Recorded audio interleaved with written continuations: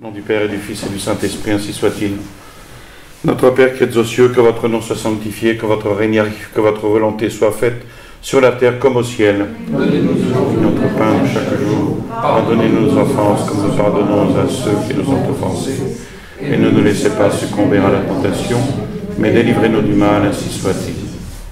Saint Pie X, au nom du Père et du Fils et du Saint-Esprit, ainsi soit-il. Alors nous abordons une nouvelle encyclique, Vix Pervenit, du pape Benoît XIV.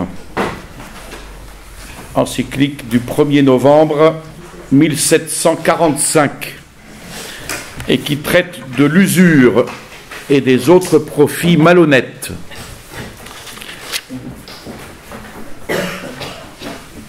Alors d'abord une petite introduction. Le prêt à intérêt, c'est l'assise essentielle de l'économie capitaliste qui a remplacé l'ancien monde de production et d'échange des biens matériels qui étaient nécessaires à la subsistance des corps sociaux. Donc l'émergence de cette nouvelle société s'est faite progressivement à partir du XIIIe siècle, lorsque le développement de l'économie des villes a commencé à concurrencer celle des campagnes.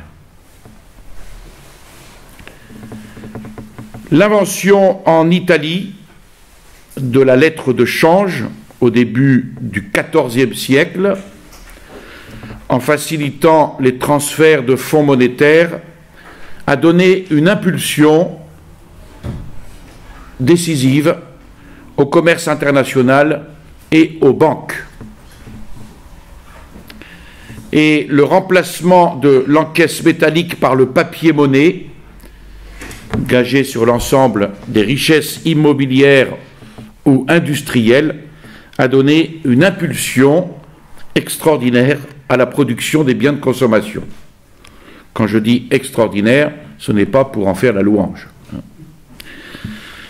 Désormais, l'argent n'est plus un moyen d'échange, facilitant le commerce libéré du troc, mais l'argent est une source productrice de richesse, avant même les biens agricoles et les manufactures, par investissement du capital et spéculation.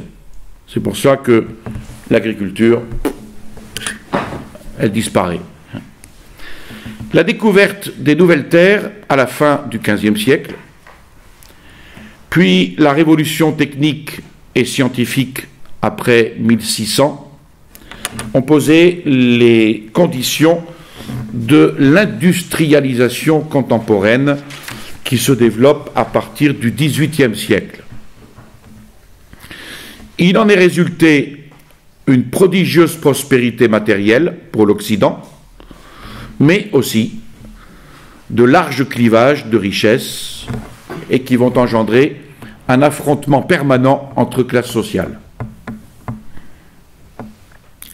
Au XIXe siècle, les idéologies secrétées par ce nouveau monde vont développer un contrepoison qui sera guère mieux inspiré que le capitalisme, à savoir le socialisme collectiviste.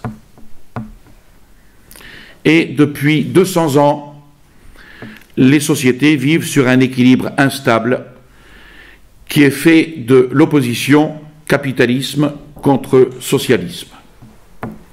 Alors, Benoît XIV, dans cette lettre encyclique, reprend toute la tradition de l'Église sur une saine économie et il dénonce les fausses conceptions fiduciaires responsables de ce nouveau monde économique. Alors, son point de vue est avant tout moral, mais il repose sur la métaphysique d'Aristote, dans la politique et l'éthique notamment d'Aristote, et puis, bien sûr, il repose sur les scolastiques. Il se heurte aux conceptions libérales des Lumières, entre guillemets, qui ne voit que querelle de mots dépassés et distinguerait bien usure, aux intérêts exagérés, de prêt à intérêt, nécessaire à la vie économique, et d'ailleurs très largement pratiqué par les catholiques, malgré les interdictions. De fait, l'agitation polémique sur ce sujet sera constante entre partisans et détracteurs jusqu'à la législation du prêt à intérêt le 3 octobre 1789 par l'Assemblée constituante et son introduction dans le Code civil napoléonien le 19 mars 1804, titre 10, article 1907. Voilà une petite introduction historique. Alors, quel est le plan de l'encyclique? Donc, l'encyclique traite de l'usure et autres profits malhonnêtes. D'abord, un préambule sur lequel nous ne nous attarderons pas. Ensuite, une première partie. Quels sont les principes sur le prêt à intérêt? Alors, avec 5 sous-parties. D'abord, l'intérêt exigé au nom du seul prêt est usuraire. Ensuite, le prêt n'exige en justice que l'équivalence dans l'échange. En troisième point, il existe des conditions de prêt ou d'autres contrats qui peuvent exiger des intérêts. Quatrième point, chercher la justice en tous les contrats. Cela assure la prospérité. Et puis enfin, certains prêts sont absolument sans intérêt possible. La première partie, donc les principes sur le prêt à intérêt. Deuxième partie, les instructions de Benoît XIV et les consignes aux évêques. D'abord, liberté pour d'autres contrats en discussion parmi les théologiens. Deuxième point, l'usure condamnée par l'Église. Troisième point, la prudence dans leur jugement. Ensuite, veiller à la rigueur dans les contrats et tenir cette question pour réelle et grave. Et ensuite, une conclusion sur laquelle nous ne nous attarderons pas non plus. Alors, un tout simple préambule, le pape Benoît XIV dit que pour dirimer une controverse à propos des contrats de prêt d'argent en Italie, il a consulté les cardinaux, les théologiens, en 2 congrégations, les 18 juillet et le 1er août 1745, pour ensuite aboutir à cette lettre encyclique en novembre de la même année. Alors, ce qui nous intéresse, c'est la première partie, surtout, et la deuxième. Première partie, voici donc les choses que les cardinaux et les théologiens ont approuvées d'un commun accord lors de ces 2 congrégations. D'abord, l'intérêt exigé au nom du seul prêt est usuraire. Alors, l'usure désigne tout prêt à intérêt, quel que soit le taux de celui-ci, et signifie proprement le prix de l'usage de l'argent prêté. Donc, usure, usura, est donc traduit par prêt à intérêt, et non par usure, qui est un excès d'intérêt, condamné aujourd'hui encore par les législations qui, par ailleurs, reconnaissent l'intérêt en soi. L'espèce de péché appelée usure, et dont le lieu propre est le contrat de prêt, dont la nature demande qu'il soit rendu autant seulement que ce qui a été reçu, consiste pour le prêteur, pour celui qui prête, à exiger, au nom même de ce contrat, qu'il lui soit rendu davantage que ce qui a été reçu, et par conséquent à affirmer que le seul prêt donne droit à un profit en plus du capital prêté. Pour cette raison, tout profit de cette sorte qui excède le capital est illicite et usuraire. Donc Benoît XIV pose le principe que tout prêt d'argent ne donne pas droit à des intérêts par lui-même. Il y a en effet une différence essentielle entre l'argent, métallique ou papier, et les autres biens matériels. Ces derniers sont producteurs de richesses par eux-mêmes. La terre, par exemple, donne des plantes, des arbres. Le bétail va donner du lait et des petits. Une machine va donner des produits manufacturés, alors que l'argent ne donne rien et n'augmente pas lui-même. Ce n'est qu'un moyen d'échange. De plus, il est impossible de ne prêter que l'usage de l'argent, comme on peut prêter l'usage d'une maison, attendu que l'usage et la substance de l'argent se confondent au point qu'une fois utilisé, l'argent est perdu, ce qui n'est pas le cas de la maison. Donc on ne peut pas louer l'argent comme on loue un objet. Deuxième point, le prêt n'exige en justice que l'équivalence dans l'échange. Les mots ont tous leur sens. Le prêt n'exige en justice que l'équivalence dans l'échange.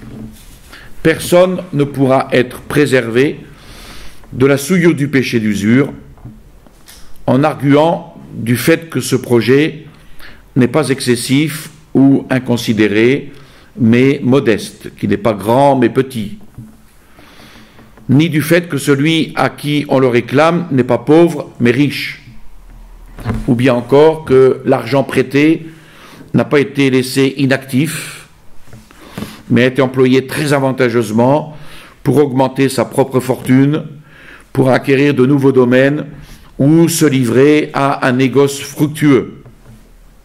Tout ça, ce sont de faux arguments. Et convaincu d'agir contre la loi du prêt,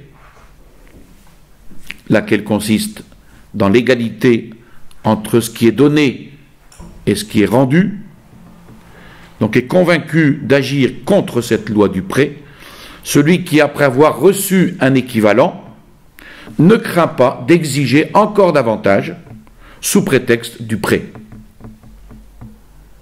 En effet, le prêt n'exige en justice que l'équivalence dans l'échange. La justice dite commutative ordonne de maintenir dans les contrats humains l'égalité intangible de chacune des parties et de la rétablir parfaitement dans le cas où elle aurait été rompue. Par conséquent, si une personne a reçu plus qu'elle n'a donné, elle est tenue à restituer le trop perçu. La conséquence de ce principe, c'est que le prêteur ne peut exiger en soi plus qu'il n'a prêté, même si l'emprunteur a gagné des richesses grâce à ce prêt. Troisième point, il peut exister des conditions dans un prêt ou même d'autres contrats qui exigent des intérêts. Par là, il n'est nullement nié que quelquefois, donc, d'autres titres pourront se trouver adjoints au contrat de prêt. Des titres qui ne sont pas absolument inhérents ni intrinsèques à la nature du contrat de prêt considéré en général. Alors, de ces titres résulte une raison très juste, très légitime, d'exiger de façon régulière plus que le capital dû sur la base du prêt. De même, on ne nie pas qu'il y ait d'autres contrats d'une nature distincte de celle du prêt qui permettent souvent de placer ou d'employer son argent sans reproche, Par exemple, en procurant des revenus annuels par l'achat de rente, ou en faisant un commerce et un négoce licite pour en retirer des profits honnêtes. Par contre, le pape souligne que des contrats de prêt peuvent comporter des clauses qui font que l'emprunteur rendra plus qu'il n'a emprunté.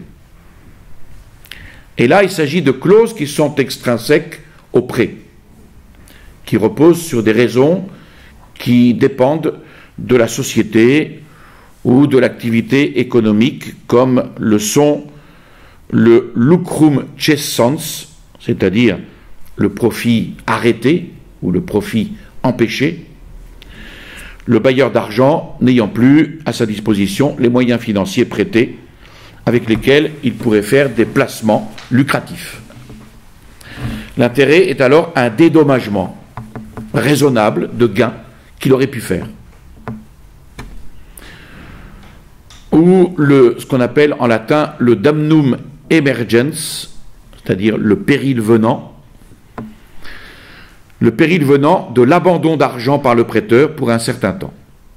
Cependant, en tel cas, le contrat devra stipuler que les intérêts sont dus à ces titres, non en raison du prêt d'argent lui-même.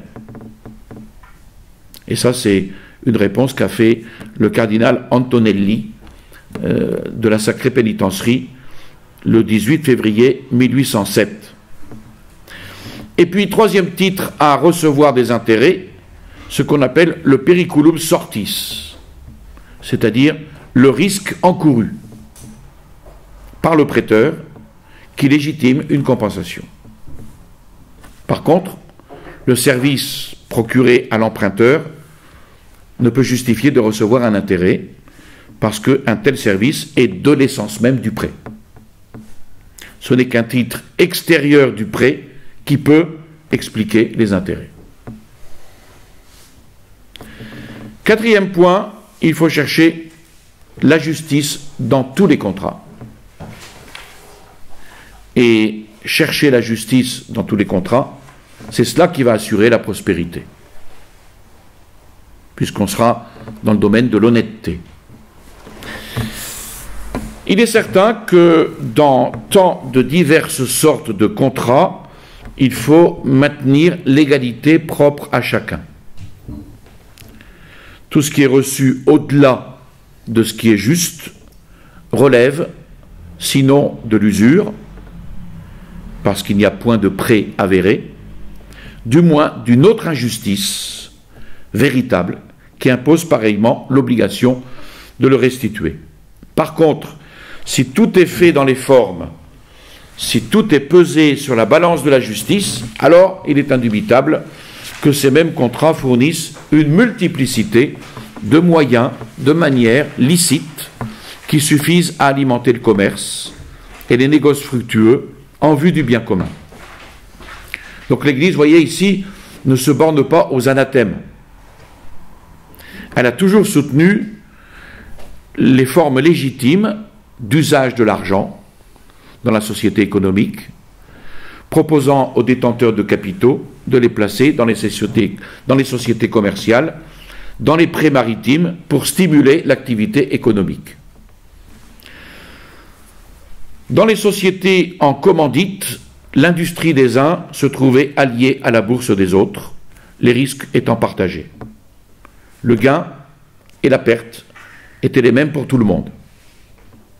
Donc un retour à la normale dans le domaine économique pourrait passer par l'extension de prêts à la production sous forme d'association, dans laquelle le prêteur partagerait le sort fait à son argent en pleine responsabilité. Il ne serait plus un prêteur anonyme, mais il aurait aussi un rôle de direction. Alors, il ne faut pas s'imaginer que les chrétiens ne s'imaginent pas que les usures ou d'autres injustices semblables puissent faire fleurir les branches du commerce. On le voit d'ailleurs aujourd'hui. Bien au contraire, nous apprenons de la parole divine elle-même que la justice élève une nation. Mais la honte des peuples, c'est le péché. Donc le péché d'injustice fait que nous en sommes aujourd'hui dans l'état où nous sommes. Il ne faut pas l'oublier, cet aspect-là. Et cette phrase du livre des Proverbes, la justice élève une nation, mais la honte des peuples, c'est le péché. Cette phrase est à retenir. La multiplicité des crises financières internationales, avec tous les malheurs humains qui les accompagnent, ne peuvent que conforter ce propos de Benoît XIV. Donc le prêt à intérêt développe aussi une insatiable cupidité. C'est l'expression qu'utilise Léon XIII dans la prochaine encyclique que l'on verra, Rerum Novarum, sur la doctrine sociale de l'Église. Donc à partir de 1770, se constitue un prolétariat ouvrier, chômeur, qui va être la plaie de la société industrielle. Et les vices les plus abominables vont s'y développer. L'abandon de toute religion sera quasi unanime. Il faut voir que en 1920, 1% seulement des ouvriers parisiens étaient pratiquants. 1% en 1920. Donc l'argent n'a jamais fait le bonheur. L'Église a donc interdit le prêt à intérêt en raison de ses conséquences diamétralement opposées à son message évangélique de justice et de charité. Donc c'est au nom de la charité, au nom de l'amour du prochain, que les pères de l'Église des 4e et 5e siècles ont déjà condamné ce qu'ils appelaient l'usure. Les lois de l'Église l'ont définitivement prohibé pour les clercs dès le 4e siècle et pour les laïcs au 9e siècle déjà. Et puis c'est aussi un autre argument, en raison du commandement divin, tu gagneras ton pain à la sueur de ton front. C'est le même argument qui est employé par l'Église pour interdire aux catholiques les jeux d'argent. C'est pour cela que, en raison de ce commandement, que l'Église s'oppose aux intérêts du prêt. Si tout travail mérite salaire, rien n'est dû à qui ne fait rien. Et aujourd'hui, parmi les chômeurs, certains sont de véritables chômeurs, mais allez faire le compte des profiteurs. Ensuite, dernier point de cette première partie, certains prêts sont absolument sans intérêt possible. Il faut cependant, poursuit Benoît XIV, considérer avec attention qu'il serait faux et téméraire de croire qu'on peut toujours trouver et disposer d'autres titres légitimes avec le prêt, ou bien, indépendamment du prêt, d'autres contrats justes. De sorte que, moyennant ces titres et ces contrats, chaque fois qu'on prêtera à quelqu'un de l'argent, du blé, ou toute autre chose de cette sorte, du blé pour faire de la farine, il serait toujours permis de recevoir un surcroît modéré, en plus de la totalité du capital prêté. Cette allégation est sans aucun doute contraire, non seulement aux enseignements divins, au sentiment catholique, au sentiment de l'Église catholique sur l'usure, mais encore au sens commun et à la raison naturelle. En effet, personne ne peut ignorer qu'en de nombreuses occasions, l'homme est tenu de secourir son prochain par un prêt simple et nu, puisque le Christ, notre Seigneur, lui-même l'enseigne: à qui te demande, donne, et de qui veut t'emprunter, ne te détourne pas. C'est dans Saint Matthieu, chapitre 5, verset 42. À qui te demande, donne, et de qui veut t'emprunter, ne te détourne pas.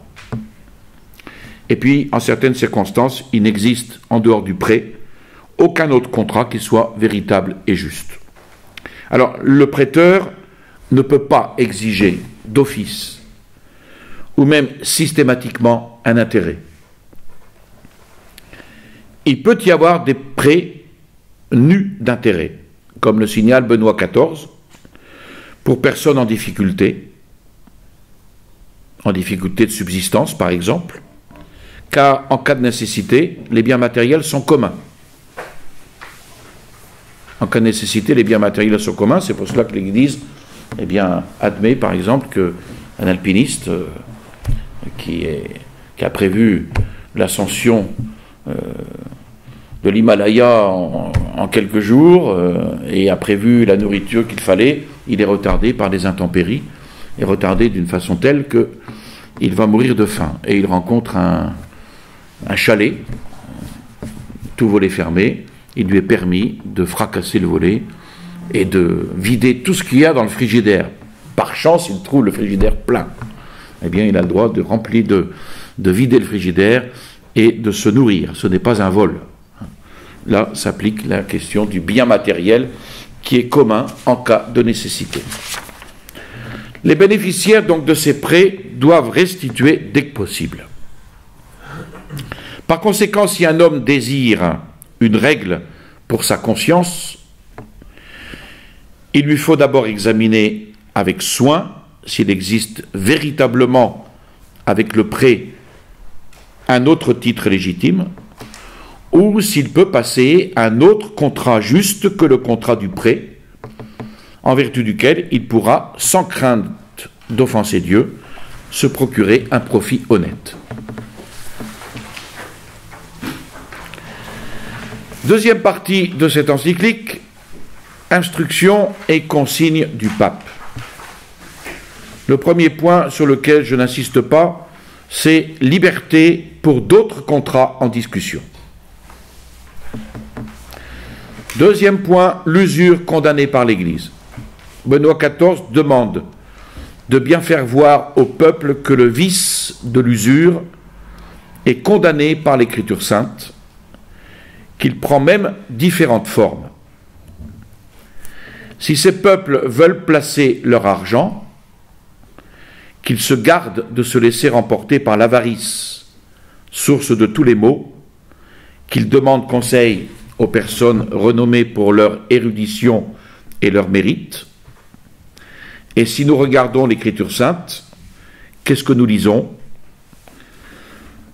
L'Ancien Testament condamne le prêt à intérêt fait à un Israélite dans la nécessité. C'est dans le livre de l'Exode, chapitre 22, dans le livre du Lévitique, chapitre 25, et dans le Deutéronome, chapitre 23. Et il le permet à l'égard des étrangers. Deutéronome 23 et 28. Notre Seigneur n'empêche pas les opérations bancaires, mais, en Saint Luc, prêter sans rien espérer en retour.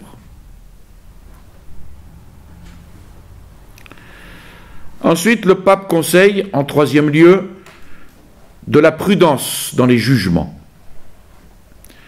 Que ceux qui ont assez confiance dans leur force et dans leur propre sagesse pour répondre hardiment sur ces questions, qui demandent néanmoins une grande connaissance de la théologie et des canons, eh bien que cela évite avec le plus grand soin les extrêmes toujours vicieux.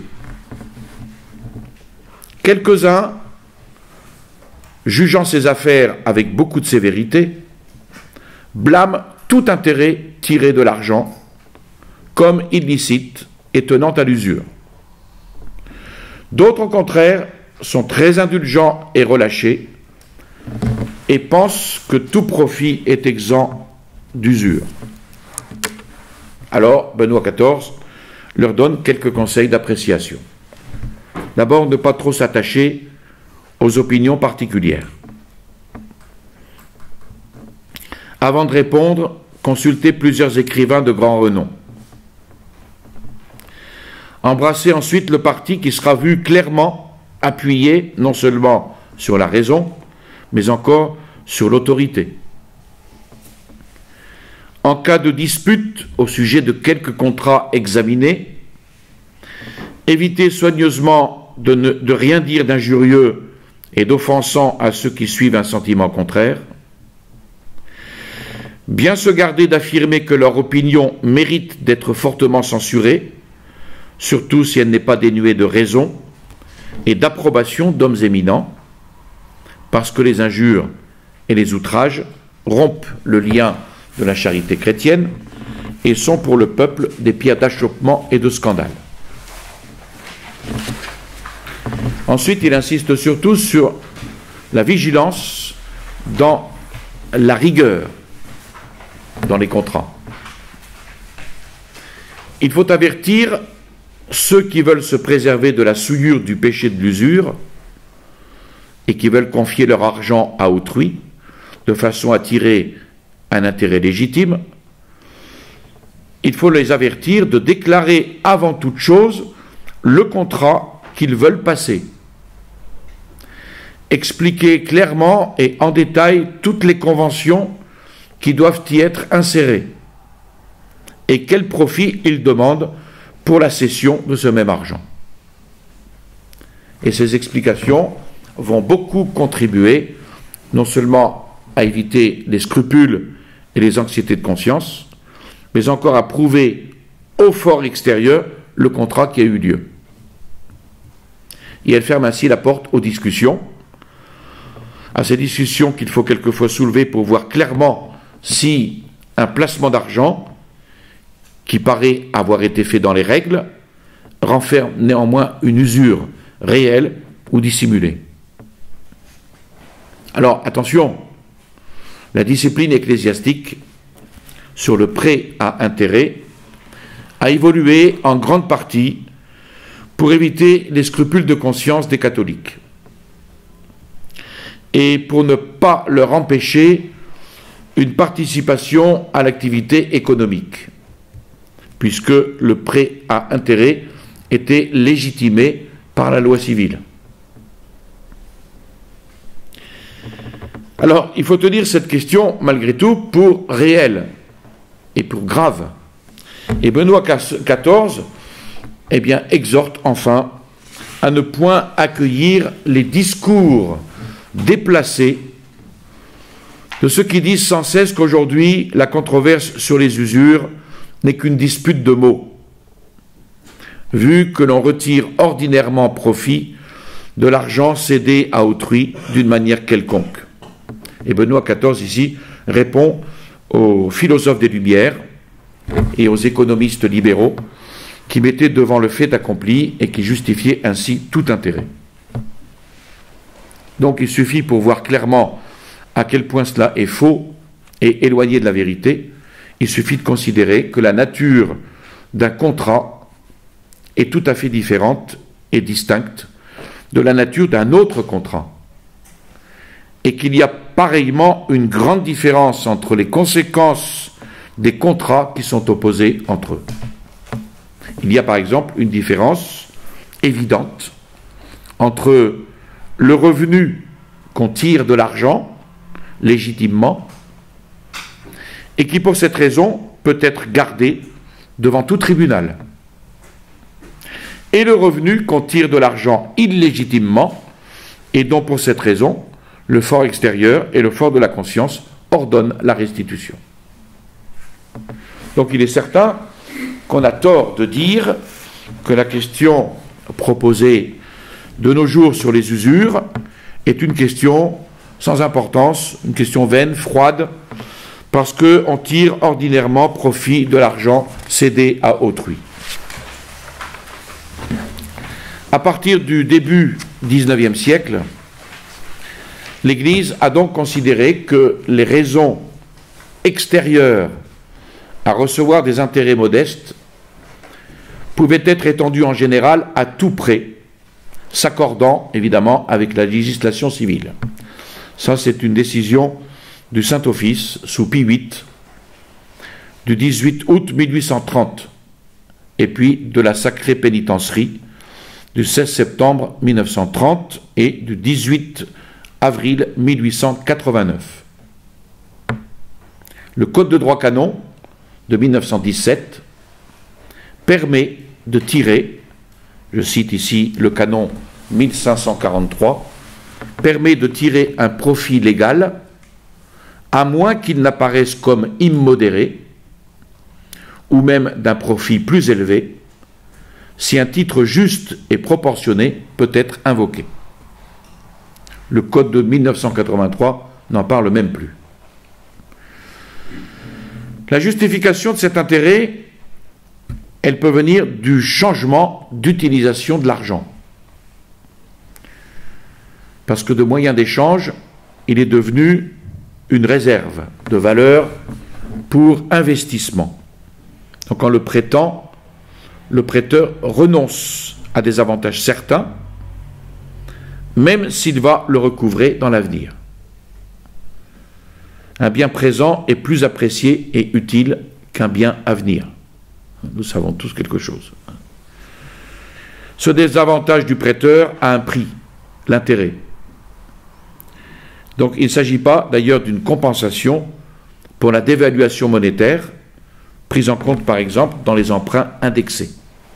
Donc les enseignements de Benoît XIV dans cette lettre encyclique n'en sont pas moins restés d'actualité et étendus à l'ensemble de l'Église universelle, un siècle plus tard, par Grégoire XVI, le 29 juillet 1836. Donc un siècle plus tard, et à cette époque d'industrialisation, déjà, le pape Grégoire XVI renouvelle ces enseignements. Alors, le cardinal Gousset, de 1792 à 1866, a donné de nombreuses conférences à Angers, et il donne un résumé de cette encyclique. La lettre encyclique de Benoît XIV, ayant été reçue d'abord par tous les évêques d'Italie, n'ayant fait aucune réclamation, on ne peut s'en écarter, ni dans l'enseignement, ni dans la pratique. Le cardinal Gousset relève 4 points principaux. D'abord, cette lettre fait consister la nature de l'usure dans le surplus du prêt, dans l'excédent du capital. Cette notion de l'usure n'est pas particulière au prêt qui se fait aux pauvres, elle est générale. Et elle convient également au prêt qu'on fait aux riches, qu'on fait aux commerçants, parce qu'elle est fondée sur la notion du prêt qui, de sa nature, demande seulement qu'on rende autant qu'on a reçu. Deuxième point, en conséquence de la gratuité du prêt, Benoît XIV défend toutes sortes d'intérêts, à l'égard du riche comme du pauvre, à l'égard du commerçant comme de l'artisan. Troisième point, en partant du même principe, Benoît XIV nous représente l'usure comme contraire à la justice commutative, cette justice qui ordonne de garder dans les contrats l'égalité propre à chacun et de la réparer exactement lorsqu'elle a été violée. Ensuite, tout en condamnant l'usure, il reconnaît que certains titres extrinsèques au prêt, tels que le lucre cessant, le dommage naissant, donnent au prêteur le droit d'exiger quelque chose en sus du capital. Mais il faut bien observer que ce serait faussement et témérairement qu'on se persuaderait qu'il se trouve toujours avec le prêt quelques titres légitimes, par le moyen duquel il soit toujours permis de tirer du prêt quelques profits modérés au-dessus du principal. Et puis Benoît XIV reconnaît aussi d'autres contrats d'une nature entièrement différente de celle du prêt, par lesquels on peut placer, employer son argent, soit pour se procurer des revenus annuels, soit pour faire un commerce et un trafic licites et en retirer quelques profits honnêtes. Quelques auteurs modernes en conclut donc que Benoît XIV regarde comme légitime le placement d'argent à intérêt, c'est-à-dire le contrat par lequel on confie son argent à un riche ou un commerçant pour le faire fructifier au profit de l'un et l'autre contractant.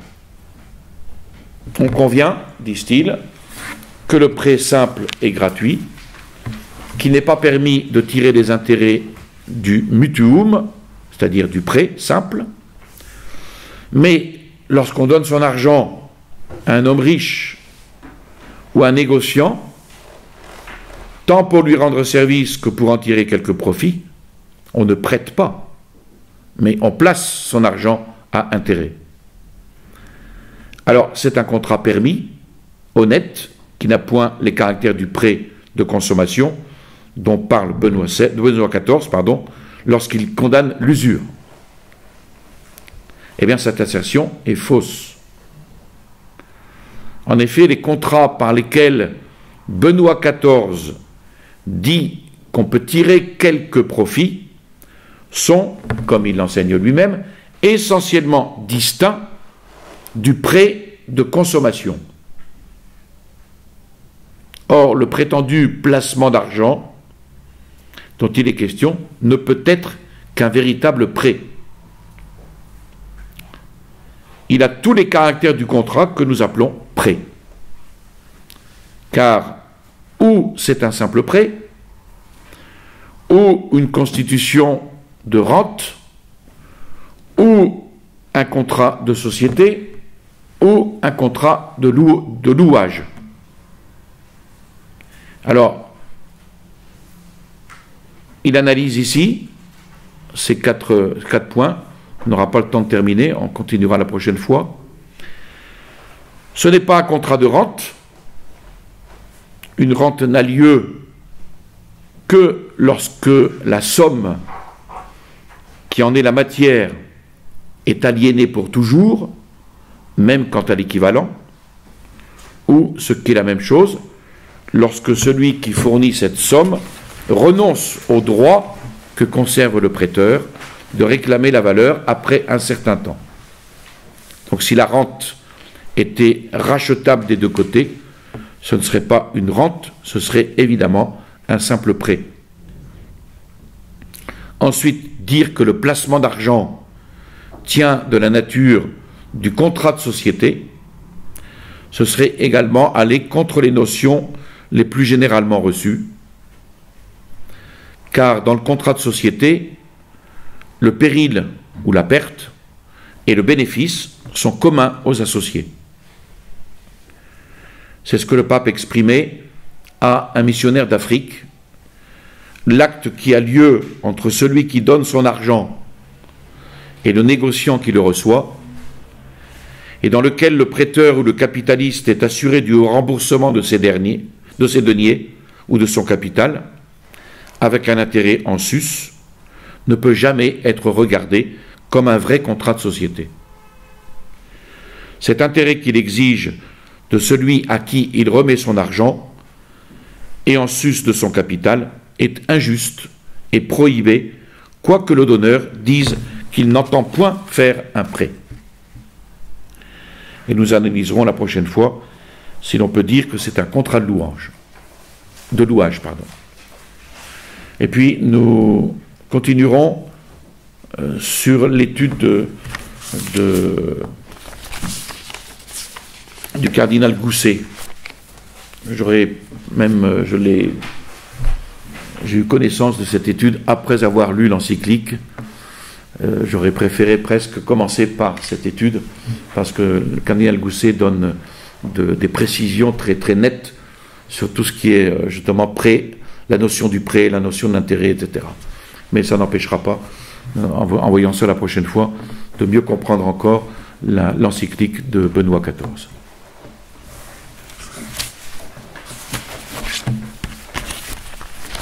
Voilà.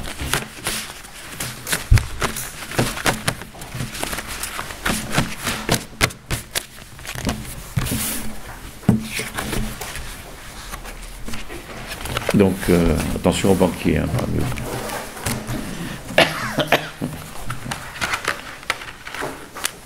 nom du Père et du Fils et du Saint-Esprit, ainsi soit-il. Je vous salue Marie, pleine de grâce, le Seigneur est avec vous. Vous êtes bénie entre toutes les femmes, et Jésus, le fruit de vos entrailles, est béni. Sainte Marie, Mère de Dieu, priez pour nous pauvres pécheurs, maintenant et à l'heure de notre mort, ainsi soit-il. Au nom du Père et du Fils et du Saint-Esprit, ainsi soit-il.